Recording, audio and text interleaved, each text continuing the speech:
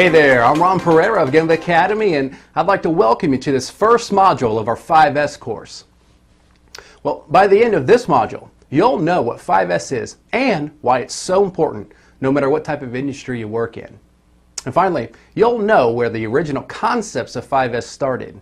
And as a small hint, it doesn't seem to be Japan like so many think it to be. Well, let's get started by first answering the question, what exactly is 5S? Well, formally defined, 5S is a method of creating a clean and orderly workplace that exposes waste and makes abnormalities immediately visible. As an aside, this particular image has an interesting story behind it. The man on his hands and knees polishing the floor just happens to be the president of this manufacturing company. You see, at this company, nearly all employees, including senior management, come to work 30 minutes early every day in order to clean and tidy things up. Oh, and one other small fact, these 30 minutes are unpaid and completely voluntary. But as it turns out, 5S is so ingrained into this company's culture that nearly all employees partake in this early morning routine. Now, with this said, while cleaning is an extremely important part of 5S, it must be said that 5S is far more than a housekeeping initiative, like so many confuse it to be. You see, as we learned earlier, one of the main purposes of 5S is to be able to identify abnormalities. In other words, if the place we work in is an unorganized mess, chances are we'll rarely be able to spot when something's not right. But if we have things neat, clean, and tidy, we're far more likely to identify when something isn't right. Okay, well, now that we have a better understanding of what 5S is, let's learn about its origins. Well, when someone refers to 5S, they're generally referring to 5 Japanese words that start with S. But it would seem, contrary to what many people assume, the origins of 5S may not be Japanese after all. In fact, Henry Ford's Can-Do program, which stands for cleaning up, arranging, neatness, discipline, and ongoing improvement, seems to be the obvious precursor to what we call 5S today.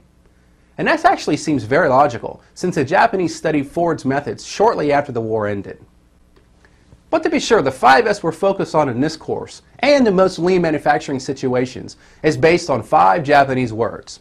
They are seri, which is commonly translated as sort; seiton, which means to straighten; seiso, which means to sweep or shine; seiketsu, which actually means to sanitize, but is most commonly referred to as standardized today; and finally, shutsuke, which means self-discipline or sustain. Now, later in the module, we'll dive a bit deeper into each of these 5 steps. But before then, let's spend some time talking about why 5S is so important, no matter if you work in a machine shop or a hospital. Well, the first reason 5S is so important is its impact on safety. There can be no debating the fact that a cluttered and chaotic work area is often an unsafe work area. Well, 5S at its core should always focus on creating and maintaining an organized and safe workplace. The second reason 5S is so important is that it helps us identify and eliminate waste, or muda. Now, most people are amazed at how much more productive they are once their work area is decluttered, cleaned, and organized. Again, these people I'm referring to could be a machine shop operator, or an accountant who sits behind a desk all day, or even a nurse who works 12 long hours each night and just wants things to be in their place when they need them. The third reason 5S is so beneficial is the fact that it's low cost and very high impact. You don't need to spend a lot of money to improve 5S. In fact, you could very well make some money if you sell items you no longer use or need.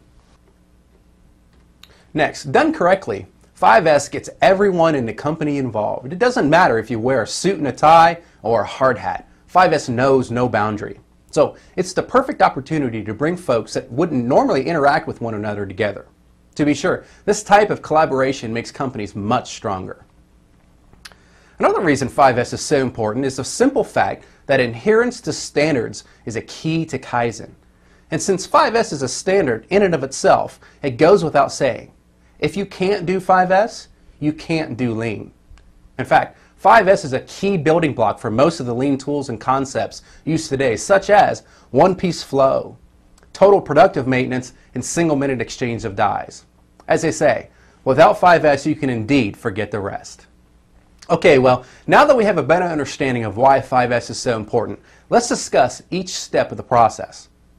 But before then, let me just say that in the coming modules of this course, we're going to explain exactly how to go about executing each of these steps in your workplace. Well, the first step is sort.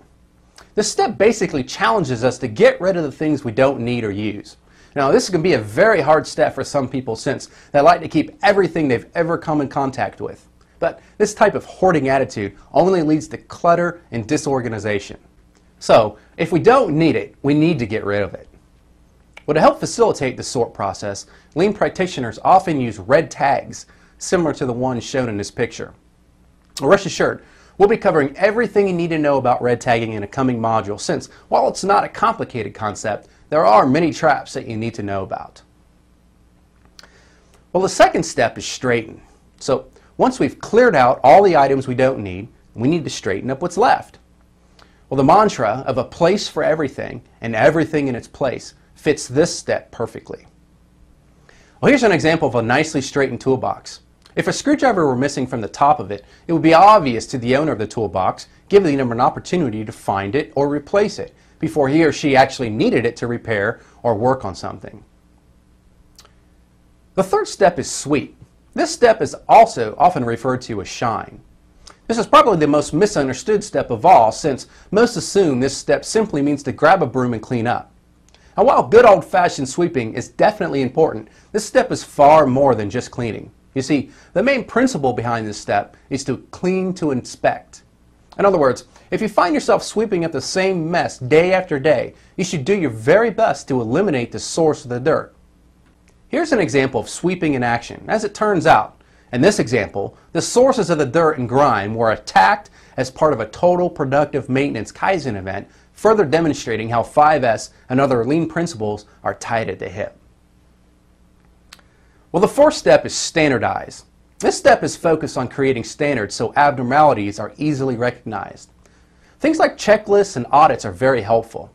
Also, some companies even engage in corporate 5S competitions where the monthly winner gets to hold the local 5S trophy for the month, while the last place team gets the opportunity to partake in a brown bag lunch with the general manager of the facility as they explain their plan to improve.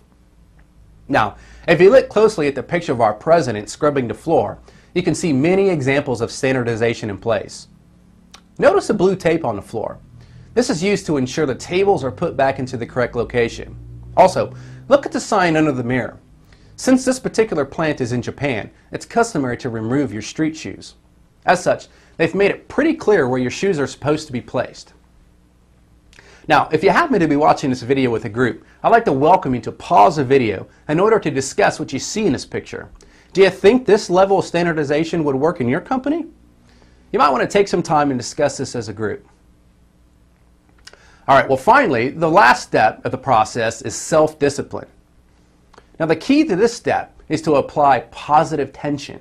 In other words, if your 5S improvements are to sustain, it must be made clear that this is how we intend to operate as a company. It's similar to a rope.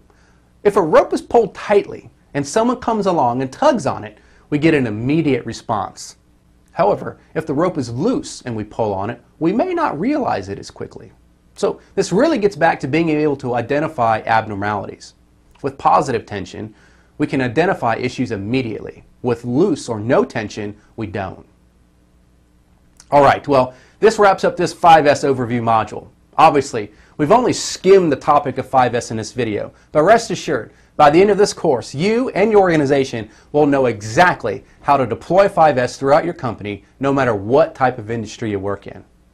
Well, throughout this course, we're going to take you on a deep dive into topics like red tagging, standardization, visual controls, and much more.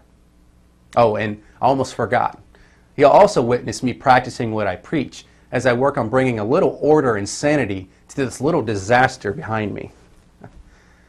But until then, on behalf of all of us at Gemba Academy, I'd like to thank you and wish you all the best as you progress on this never-ending journey of continuous improvement.